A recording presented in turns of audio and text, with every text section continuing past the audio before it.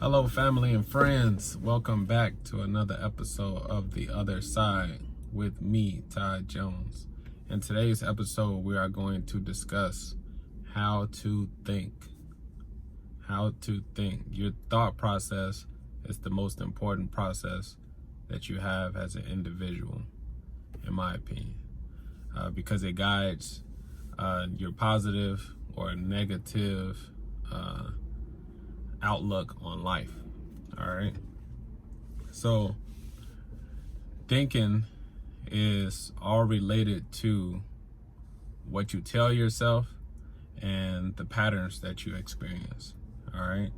So we all fall victim of negative thinking, pessimistic thinking, and as well as influence from other people that teaches us how to think. So us as people, the first influence that we have when it comes to our thought pattern is our parents. So parents, this is the most important thing for you to understand when it comes to raising kids. You are the most influential person to sculpt your child's thought process, positive or negative. All right. So those affirmations and thoughts or the way that you speak to your child will determine the outlook on that child's life, how they feel about themselves in every aspect of life. So some of the stuff that we deal with is, let's say from parents, we could say, "You are beautiful." You could tell your child, "You're beautiful."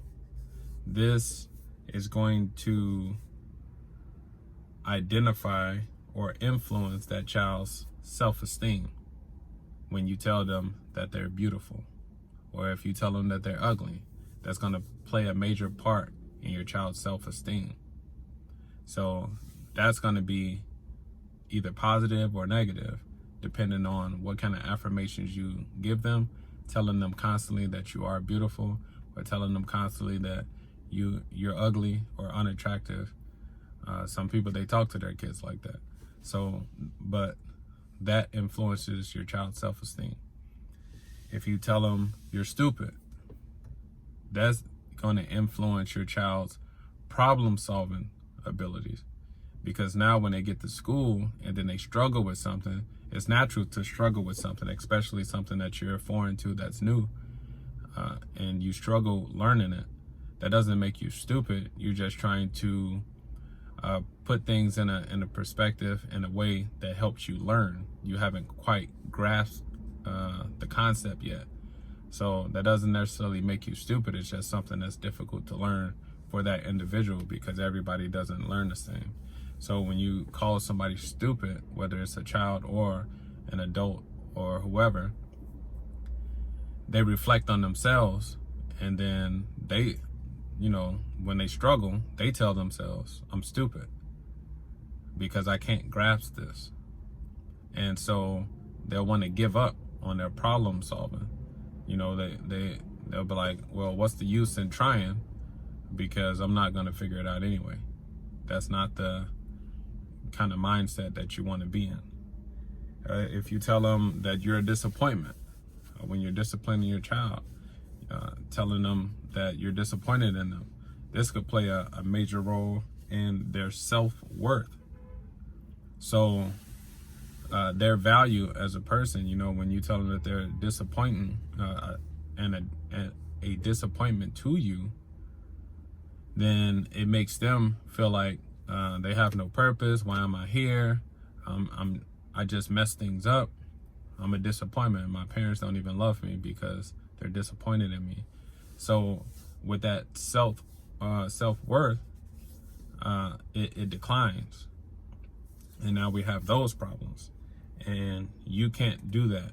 When you tell a child that you can't do that, it sparks something, and it closes off their motivation to try to achieve certain things, because you're putting them in a shell and telling them what they can't do. So that in itself demotivates them, and then it makes them want to stop trying. They become less enthusiastic, and they become lazy. So we work against ourselves. And as I mentioned before, the most important thing is your mental attitude, your outlook on life. All right, your outlook on just your day, how you go about your regular day. So some ways that we victimize ourselves in this thought process is, if maybe we trip up and something bad happens, then we say, well, how can this day get any worse? That right there triggers the mind to start looking for stuff that's worse than what we've already experienced. We're constantly looking for the next letdown.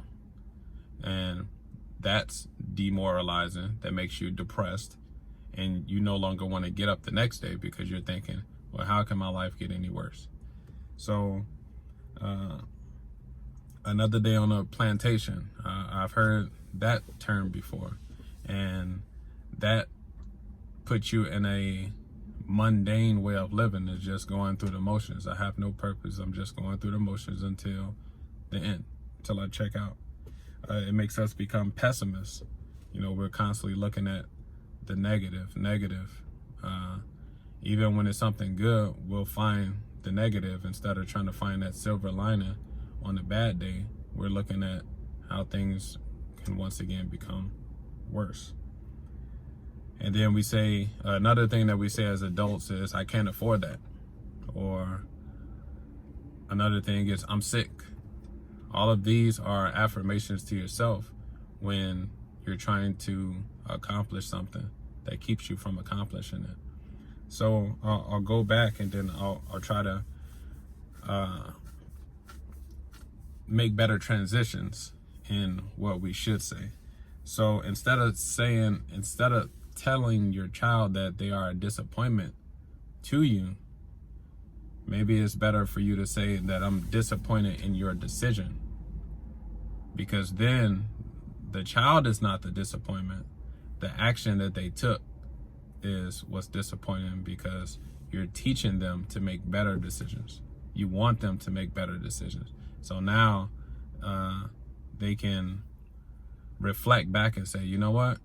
I am better than that. I can make better decisions.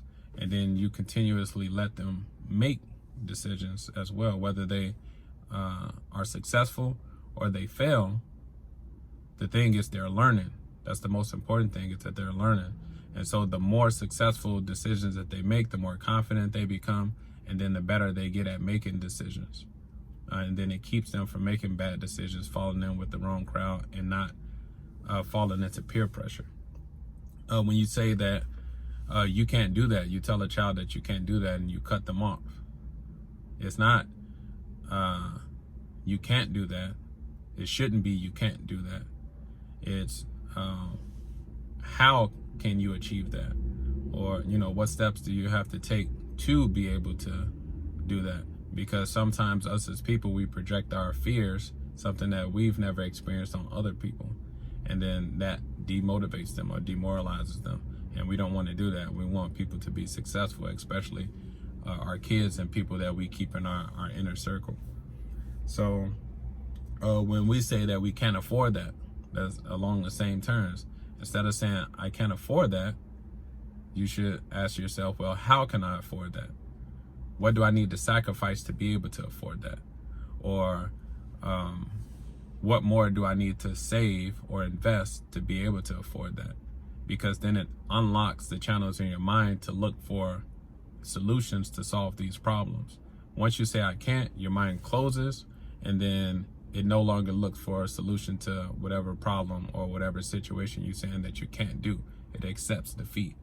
So instead, ask yourself, how can I afford this? And then it unlocks those channels, and then your brain starts thinking of ways of how it's going to accomplish what it is that you're looking to accomplish. Sometimes it does it subconsciously. Sometimes it points you in directions of resources to help you get there. But that's just how the universe works. Your mind will unlock, and then it'll bring other people into your life that maybe help you get to those milestones that you're trying to accomplish. And another thing is, I'm sick. So when people get sick, they feel let down, groggy, depressed. I'm sick. Instead of saying I'm sick, maybe tell yourself, I'm looking forward to feeling better, because now it's a progression thing. And although I'm in the state that I'm in now, I'm looking forward to being in a better state. So it cuts out the negativity, and then it promotes the positive flow in your brain and your system to say, hey, I know this is temporary. It's going to get better. All right. And then other solutions that we can have are positive affirmations. Affirmations are things that you tell yourself. Something as simple as writing down things that you tell yourself in the morning when you wake up. You can put it on your mirror, because sometimes that's the first thing we do when we get up is look in the mirror, and then we can look in the mirror at this piece of paper and then recite it to ourselves and say, I'm beautiful, I'm smart, I'm intelligent, I am worth something, I will accomplish this. You can do this with your kids and have them recite things, but most importantly for yourself, I am a good parent, things of that sort, because then it motivates you. It's a programming of the mind. You tell yourself something so many times, you start to believe it, and then you start to achieve it. That's the way that it works. You're putting out that positive message, and then you're reaping it back to yourself. And then to put that in perspective, the reason why, like I said with affirmations, the reason why people wear certain things or put up pictures when let's say for instance Christians, right? They you commonly see them wearing crosses, and it's not the cross necessarily represent a religious symbol. Sometimes it is religious, sometimes people just wear it to be religious, but from my perspective, or my speculation is, people wear them or hang them up to remind them that they can be better people. So when you have a cross around your neck, you see some people, when they stress, they hold their cross. When you see some people tell lies, I'm trying to remember, I forgot what movie it was, but they would tuck their cross in when they lie, because they can't stand to lie, showing that symbol, of their religion. And then you have some people, like I said, it reminds them that I can be the best version of me. This is a cross, a steady reminder of the sacrifice that Christ made for me, so I need to sacrifice and be better. Same thing, you have people in their offices or at home that hang up pictures of their family. It's to remind them of that family value, remind them of those happy times, and that keeps them motivated, and basically reminds them that they're not just going through emotion, they have purpose, their family is their purpose. So we have to make affirmations for ourselves and set goals for ourselves to make sure that we stay motivated to achieve those goals. Another thing that we can do is make vision boards and set deadlines. Deadlines are one of the most important things that you can do for yourself, but it has to be realistic deadlines, something that you do to make sure you stay motivated in achieving what you're trying to achieve. All right, so I know that was a real quick rundown of ways of how to think, but always remember PMA, a positive mental attitude. That's how you start your day. You wake up thinking positive, knowing and believing that your day is going to be positive. If something negative happens, continue to look on the bright side of things. Same thing with your kids.